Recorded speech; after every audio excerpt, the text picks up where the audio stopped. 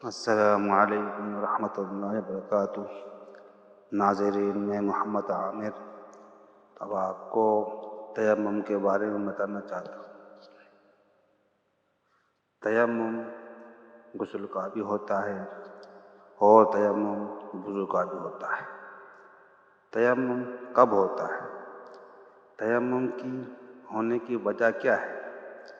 تیمم جب ہوتا ہے جبکہ پانی نہ ہو، اپن جنگل میں ہوں یا راستے میں ہوں اور تقریباً اپنے پاس کوئی سواری بھی نہیں ہے اور اپن 1 کلومیٹر 2 کلومیٹر دور ہیں پانی سے، یا نماز کا اس وقت نکلا جا رہا ہے، اس وقت تیمم کیا جاتا ہے۔ تیمم بیماری کی وجہ سے بھی ہوتا ہے، جیسے کہ ڈاکٹر نے منع کیا ہو کہ پانی نہ ہو، پانی مت لگانا، پانی سے منہ مت دھونا، پانی سے ہاتھ مت دھونا، اس طریقے پر تیمم کیا جاتا ہے۔ تیمم وضو کا اور غسل کا ایک ہی ہوتا ہے۔ تیمم میں نیت کی جاتی ہے۔ اگر قرآن پاک پڑھنے کے لیے تیمم کیا جائے تو اس تیمم سے نماز نہیں پڑھ سکتے، اور اگر تیمم نماز کے لیے کیا جائے تو اس تیمم سے قرآن شریف پڑھ سکتے ہیں۔ اور غسل کا تیمم بھی جب ہے کہ بیماری کی وجہ سے یا سردی تیز ہونے کی وجہ سے، جیسے کہ پانی بہت ٹھنڈا ہے، سردی تیز ہے اور پانی گرم کرنے کا کوئی انتظام نہیں ہے، تو جب تک ہم تیمم کر سکتے ہیں، اور پانی کے انتظام تک ہم تیمم میں رہ سکتے ہیں۔ تو تیمم کا طریقہ کیا ہے؟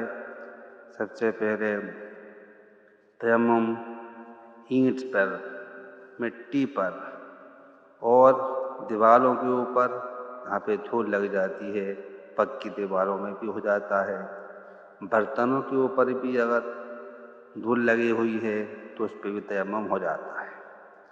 تیمم کرنے کے لیے سب سے پہلے ہمیں نیت کرنا پڑتی ہے کہ ہم غسل کا تیمم کر رہے ہیں یا وضو کا تیمم۔ اب ہم تیمم کا طریقہ بتاتے ہیں، تیمم کیسے کیا جائے۔ دونوں ہاتھوں کو مٹی پر رکھیں، ماریں اور ان کو جھاڑ دیں، اور پھر اپنے پورے چہرے پر پھیر لیں۔ دوسری بار پھر ہاتھ مٹی پر ماریں، ان کو جھاڑ کر سیدھے ہاتھ پہ اچھی طریقے سے پورے ہاتھ پہ پھیر لیں۔ پھر ہاتھ ماریں اور دوسرے ہاتھ پہ اچھی طریقے سے ہاتھ پھیر لیں، انگلیوں کو خلال کر لیں، بس تیمم ہو گیا آپ کا۔ جزاک اللہ۔